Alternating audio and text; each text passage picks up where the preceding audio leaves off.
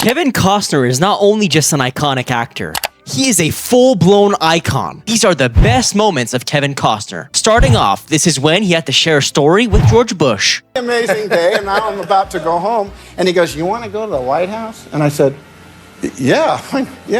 We get on the helicopter, we go across the Potomac, the Marines salute, we get off on the White House lawn. We go across, and he pretends to not hear what they're saying. So I'm thinking, okay, now the day's over. And he says, "You want to play some horseshoes?" I said, my pat answer, okay. And so we play 2 out of 3, and now he's going to have dinner because Andre was his guest. I'm thinking my day's over, and he goes, "You want to swim in the pool?" and I said, "By myself?" And he goes, "Yeah, we got all the stuff, all those T-shirts that come from the universities. I just hit you." So I'm like, I'm swimming in the pool like this. So I get out of the pool, I'm going away, and he says, "Do you want to have dinner?" And I said, "Yeah, fine, I'll have dinner." So now the next morning, I'm thinking about my day, and I'm in the trailer, and Oliver comes in, he's like really grumpy. This, and I go, "What's the matter, Oliver?"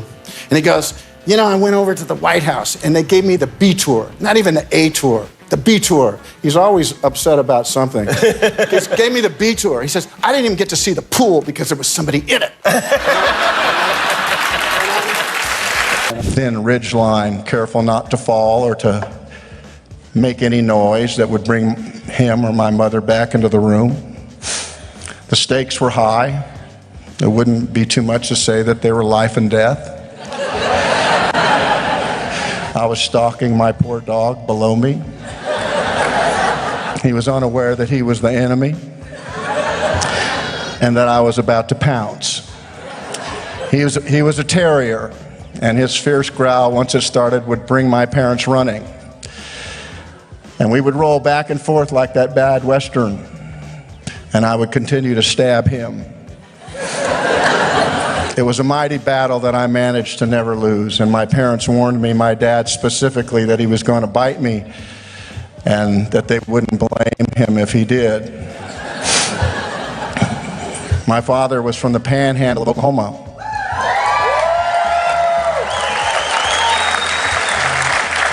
So he was comfortable saying that kind of stuff to me. Guyman, to be exact. I was growing, and a year later I was 5. And on my first day of sharing in kindergarten, I was sent home with a note on my shirt. I couldn't read, so I guess that was the point. We were told to bring our favorite thing to share, the thing that we love the most. I brought my father's 30-30.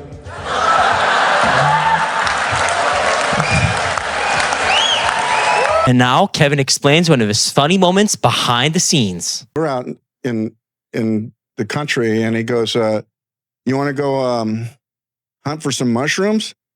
And I said, "What kind of mushrooms?" And the guy goes, "You know, the good kind." I said, "Okay, let's go." We're kind of looking out there, and he finds one, and then he finds another one, and I can't find one. And after he find a few of these things, I said, "Hey man, how does this work?" And he says, "Well, you have a mushroom, and then they tell you where to find the others." And I said, "All right, I get the logic, but we're doing a sword fight right after this." I said, and he went, "You know, that's a good point too."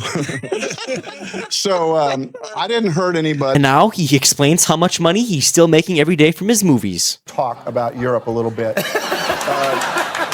No Way Out, 71 cents. Perfect World, I got $1.35. Whoa! Revenge, $1.22. $6.46 for Robin Hood. 54 cents for Silverado. 43 cents for Testament. Tin Cup, I got 78 cents. Untouchables, 67 cents. The War, 34. Waterworld, 87. That's paying for itself. And Wyatt Earp, I got 67 cents, and my accountant had the nerve to say, "This check was deposited into your management account, $15.38. You know what? Little by little, this stuff adds up. And now he shares his odd story while meeting Stephen Hawking. I actually had my 3, my oldest was 12, and I said, "I want you to meet this man." I didn't really know a lot about him, honestly. I'm a public school guy, so Stephen Hawking, let's go. So I wasn't sure. So he came, and I was obviously taken back at, you know, where he was in that wheelchair, he wasn't able to move. I got him a drink, and most of it ended up on the floor. And I saw my children just a little bit shocked, and I said to them, look, if you want to go finish your homework, you can do that. And of course, they peeled off because I thought this isn't going to work for them. But yeah, he came over, you know. Wow. What did he ever explain why specifically he wanted? I was waiting for it, and finally he said, I'd like to know about Whitney Houston. And I said, well, okay, you're just like me. Let's get to it. And I said, you're not the only one, Steve. A lot of people want to know about Whitney. I said, what do you want to know? And this is when Kevin Costner brought his son at a premiere. Everyone yelling at my dad, and it was wonderful. It was awesome. If there's ever a day you feel like the dude, this would have been the day. This was a good day. Right? But I've had a lot of those. I feel really blessed to have been able to make movies for people around the world. This is my hometown. Yeah. This is a company town. This is Hollywood. Brought your kids to the premiere? Yeah, I wanted them to see me work. Yeah. I brought 5 of them and got them tuxedos. Bought them dresses. And Did you tell them, if this movie doesn't work out, this is the last vacation Daddy's taking you on? I did. You know, I wanted to know how worried they were that they were going to stick with me and support me. And the minute they got there, my 2 sons went fishing.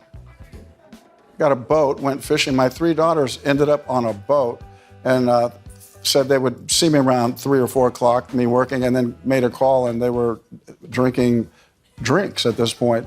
So they cruised in about 8 o'clock at night. I've been working. I said, we came to France to be as a family, and they go, it's working great, Dad. Yeah. And Kevin explains one of his hilarious moments while filming a movie and being attacked by a wolf. Kevin Costner's looks. Expect what was going to happen in my life that way. You're very sexy in person, by the way. I'm glad one of us said it. You're going to make Kevin Costner blush.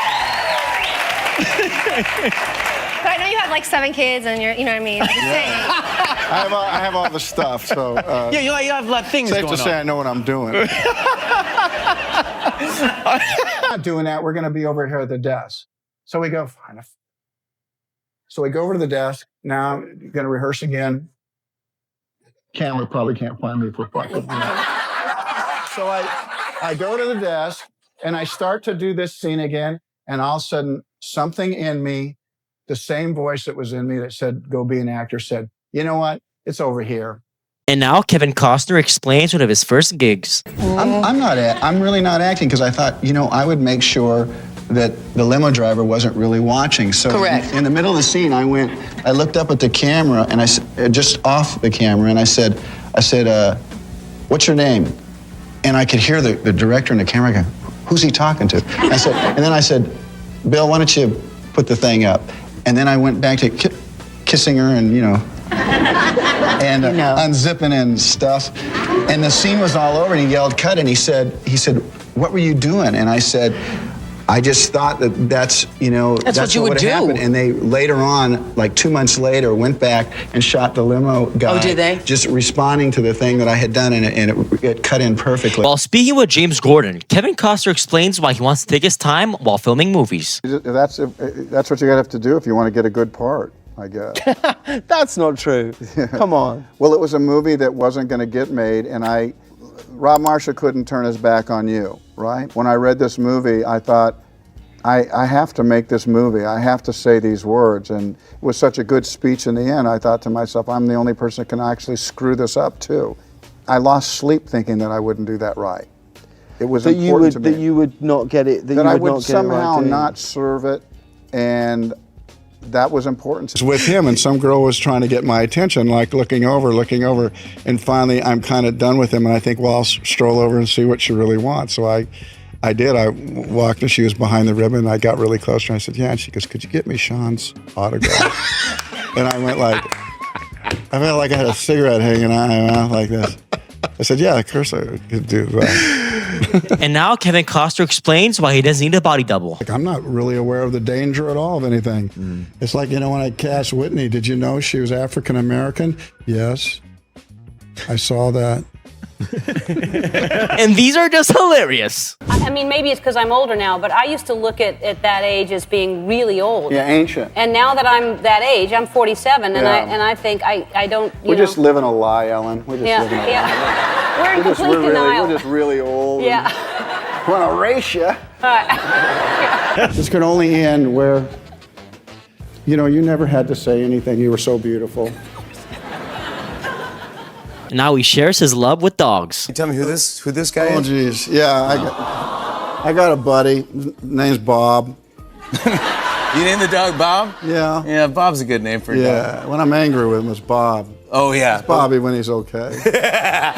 Here's Bobby taking a nap in the dishwasher. Yeah, he kind of waits for me to do the dishes. It's a pretty good dog, right? Yeah. I do all the work. He does everything else. And I was doing the dishes, and like anything, I thought, where is he? Yeah. He's too quiet. He's chewing on something. And I went to go, and I ran right into that thing. I saw that he was sleeping. That might be the cutest and I thing. did like everything that Americans do these days. Even if somebody passes out, I took his picture. Yesterday, you were playing catch with your son. How was that like? That was good. You know, I wanted to have that moment with him because we played since he was little. That's all we do in our house is throw shit. And Kevin explains when he was filming a movie with his son had a funny moment. I was watching Black or White. There's this moment where I'm coming out of a pool, and I was studying her because I didn't want her really in the room, but she came in, and then I look over at her and she goes, "Dad, you got a fat belly." And I looked at her, "What? You know, you got a big belly." And I thought, well, I tried to explain to her character development. We all know Kevin Costner for his iconic baseball movies. This is what he had to say about it. Met all the guys that I knew, again, and hadn't seen them in a long time, and they were all about 5 inches shorter than me. Well, I'm just curious, does that give you an empathy with people that are smaller? No, I got them all in headlocks. Mock them. We were talking about this today around the office. There aren't many truly great baseball movies. You have made 2 of them. 3. Well, you know, love of the game. I pitched a perfect game. Let's not forget that. Yeah, okay, I'm sorry. Well, Livestock. I'm not pushing cat around, but I work it myself. I build the roads and do all the stuff just because it's what you do. That is not what I would do.